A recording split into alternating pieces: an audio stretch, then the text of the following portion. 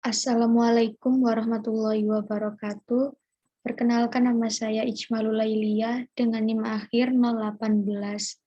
Di sini saya membuat artikel tentang fungsi kepemimpinan. Dengan judul yaitu Pemimpin dilahirkan, bukan dilatih.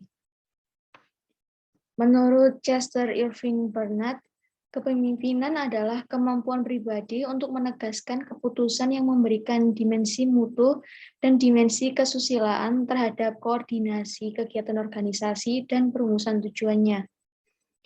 Pemimpin melakukan proses ini dengan menerapkan karakteristik kepemimpinan mereka sendiri, seperti kepercayaan, nilai, etika, kepribadian, pengetahuan, dan juga keterampilan mereka.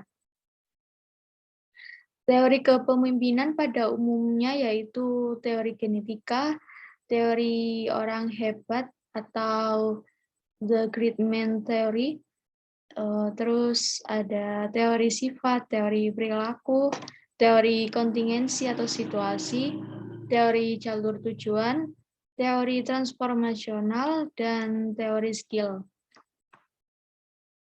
Nah, yang pertama yaitu teori genetika. Menurut Bertocci, di sebuah kerajaan, apabila orang tuanya telah meninggal, maka anaknya akan menjadi pemimpin menggantikan ayahnya. Keyakinan bahwa kemampuan kepemimpinan diturunkan secara genetik dari ayah ke anak disebut hak ilahi raja-raja dan orang-orang dari darah bangsawan. Penerapan teori ini dapat dilihat dari kerajaan Inggris. Yang kedua yaitu teori orang hebat atau the great man theory. Konsep dasar teori ini adalah manusia dilahirkan dengan berbagai sifat yang menjadikannya sebagai pemimpin alami. Hanya tokoh-tokoh besar yang memiliki karakteristik seperti Napoleon Bonaparte, Indira Gandhi, dan Martin Luther King. Oleh karena itu, faktor bawaan dan lingkungan menentukan apakah orang yang hebat dapat mempertahankan kepemimpinan dalam suatu organisasi. Yang ketiga yaitu teori sifat. Dalam hal ini, menurut Nordhaus, telah mengintegrasikan 5 karakteristik utama kepemimpinan, yaitu kecerdasan, keyakinan diri, ketekunan, integritas, dan kemampuan bersosialisasi. Individu yang lahir dengan kepribadian luar biasa, yang unik, dapat menjadi pemimpin yang hebat. Oleh karena itu, inti dari teori sifat ini adalah bahwa pemimpin yang hebat ada karena mereka dilahirkan dengan kualitas khusus untuk menjadi pemimpin yang hebat. Yang keempat yaitu teori perilaku. Alasan teori perilaku ini adalah kontradiksi dari teori sifat dalam kaitannya dengan bukti. Oleh karena itu, peneliti tertarik pada apa yang harus dilakukan pemimpin, bukan apa yang secara alami dimiliki pemimpin. Oleh karena itu, teori perilaku berfokus pada apa yang harus dilakukan pemimpin di tempat kerja dan bagaimana pemimpin berperilaku terhadap bawahannya dalam situasi yang berbeda. Yang kelima yaitu teori kontingensi atau situasi.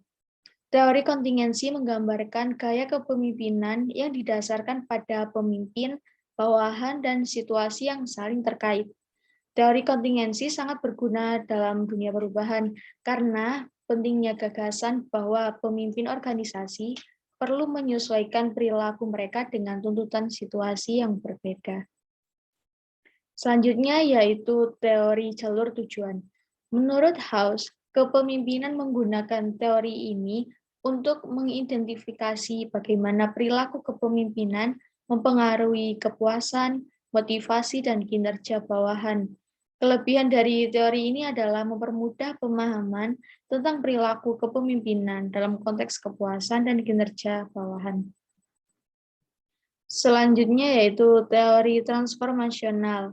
Teori kepemimpinan transformasional memberikan penjelasan tentang bagaimana para pemimpin dapat mendorong peningkatan kelompok dan organisasi, sambil meningkatkan keinginan bawahan mereka untuk pencapaian dan pengembangan diri.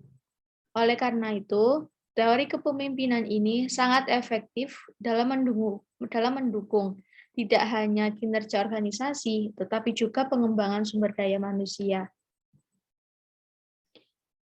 Yang terakhir yaitu teori skill. Perbedaan utama dari teori sifat dan teori skill yaitu bahwa suatu skill atau keterampilan dapat dikembangkan. Itu menurut teori skill. Sedangkan keterampilan seorang pemimpin yang tidak dapat dikembangkan atau merupakan bawaan merupakan teori sifat. Skill kepemimpinan adalah elemen penting dalam pekerjaan pada abad ke-21.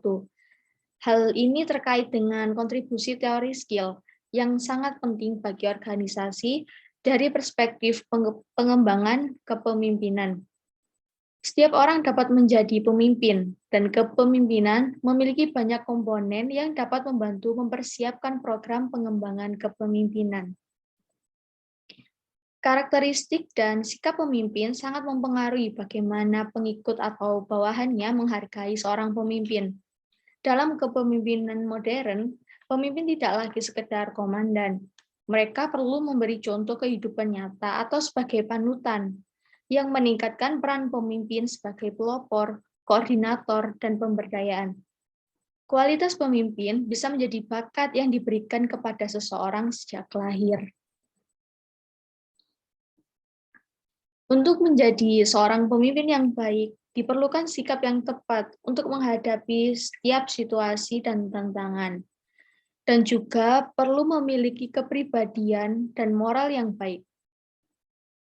Seorang pemimpin yang baik akan terus tumbuh dengan pengikut yang semakin memahami ide, visi, atau impiannya.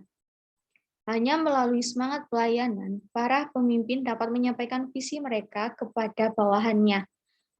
Tujuan tercapai lebih cepat jika pengikut sudah memahami apa yang mereka butuhkan untuk dicapai.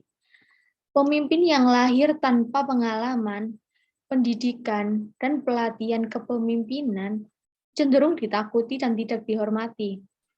Pemimpin yang diciptakan atau dibentuk menghasilkan pemimpin yang tidak memiliki karisma dan justru menjadi boneka untuk mereka yang menjadikannya pemimpin. Berikut ini merupakan daftar pustaka dari artikel yang telah saya buat. Sekian presentasi dari saya. Apabila ada kesalahan, saya mohon maaf. Saya akhiri. Wassalamualaikum warahmatullahi wabarakatuh.